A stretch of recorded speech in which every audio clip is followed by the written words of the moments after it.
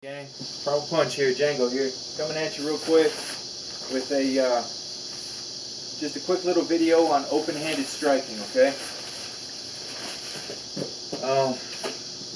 I don't generally recommend it as a practice. I really prefer close-handed striking, hard to soft, soft to hard, you know, and that's to avoid bone breakage like that. So when I say soft to hard to soft, I mean your striking areas that are softer, like, you know, say the meat of the forearm might be what we'd use against a head or like that, rather than risking breaking our hands. Now that being said, if you are careful and take the time to practice, then open-handed strikes can be very effective if thrown appropriately and properly.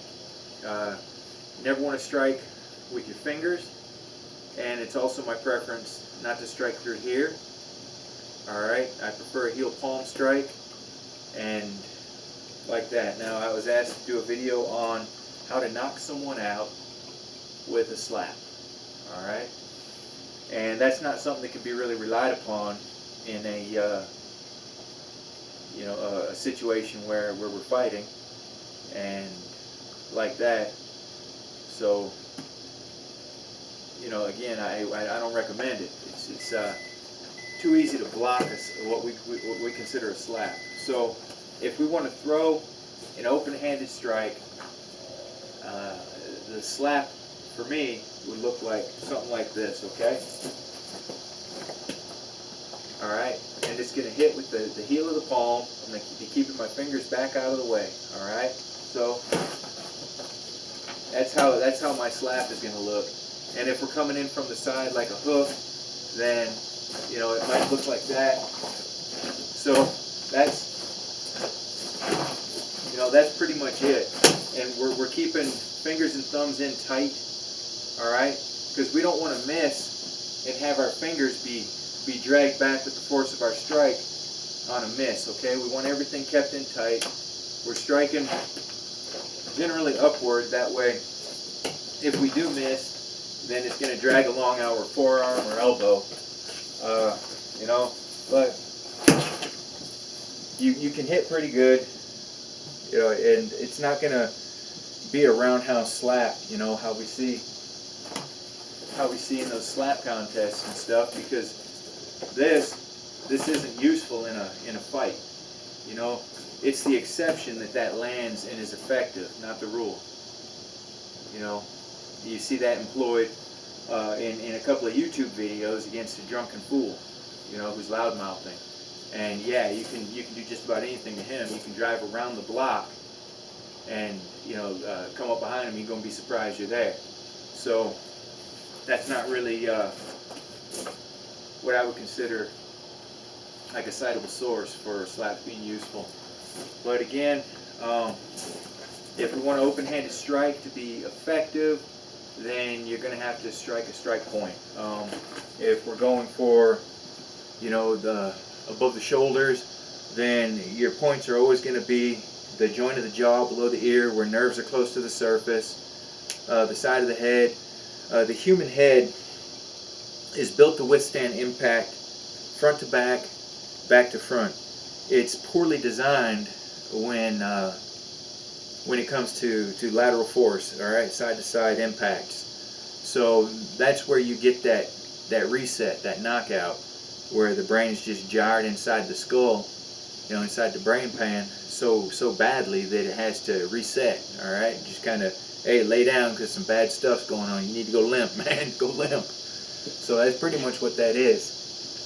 I'm oversimplifying, of course, but for our purposes, that's what it is. So we need to move that head fast enough that the brain is jerked around in there, that it doesn't have time to move with it. So that comes down to speed, precision, power. All right. If we turn the head like this, then the brain will shut down again to keep the neck from being broken. All right. So if we strike here and cause the head to turn quickly, then the body will go limp. The knockout occurs, body goes limp to avoid a broken neck. So that's going to be your slap hook, okay? And if we throw it, it's just, you know, and you just follow through. Just follow through. Too close to that. I'm gonna ding up my buddy here. So that's it, okay? And you know, I like when I throw a hook, I don't want my arm, any kind of thing, I don't want my arm beyond a 90 degree, and preferably it's slightly under, because the ligaments and everything aren't built to withstand that stress out there. Alright? And another reason why I don't like to employ this kind of strikes here is because our joints aren't really designed for that kind of stress. It's a shearing type stress against that joint. The straight on, all right, that's what our joints are built for, and that's where we're able to transmit more of our strength into the target. So your open-handed striking, all right, I would always want to kind of fire upward.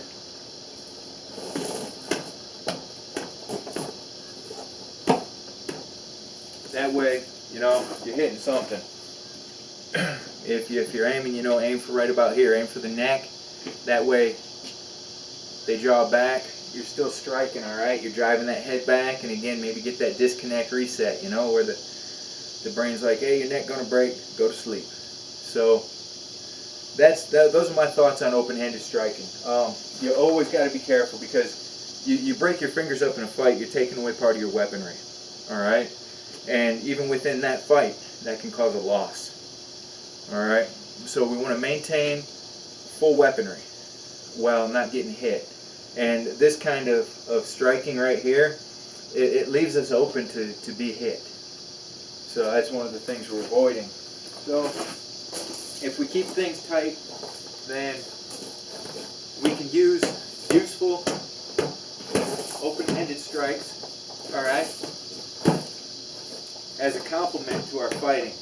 And this is, your heel palm strikes are a good way to avoid busting your hands up, but it takes a lot of practice to be efficient and useful in a fight, all right? And so that means take the time to practice. And generally, the only time I would ever use a strike like that myself, all right, is just straight up the center. That's the only time, okay? Driving it right up into their neck, under their chin. That's the only time I have ever personally used that strike, the open-handed strike, in a practical situation, in a fight. And that was just straight up the middle, and that's the only time. And that was to avoid busted knuckles, all right? Because it was a straight up the center hit. You know, the guy had really good elbows, and I was worried about my hands.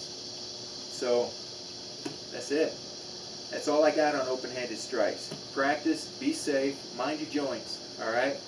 Don't just go willy-nilly out there throwing crazy open-hand strikes. Take the time to practice and see what works good, okay? So I guess I should mention that.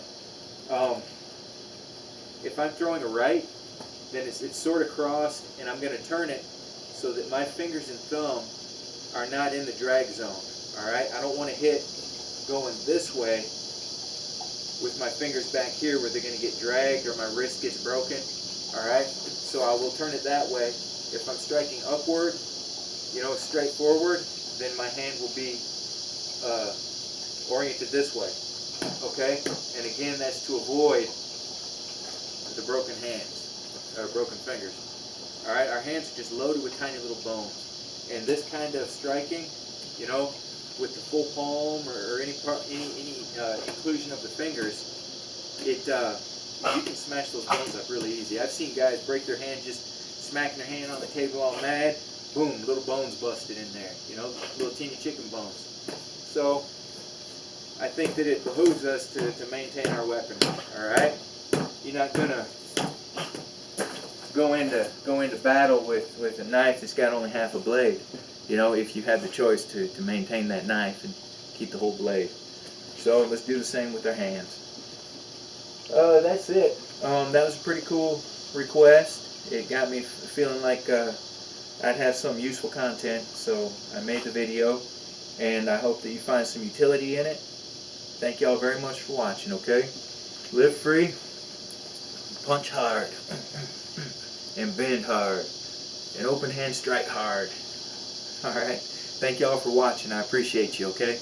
And you take the time today to be good to yourself, and remember that you are worth whatever effort it takes. Alright? For your good day, I want you to take the time and put the effort in to do something nice for yourself, okay? And have a good day. And thank you for coming by and hanging out with me. I appreciate you. Bye now.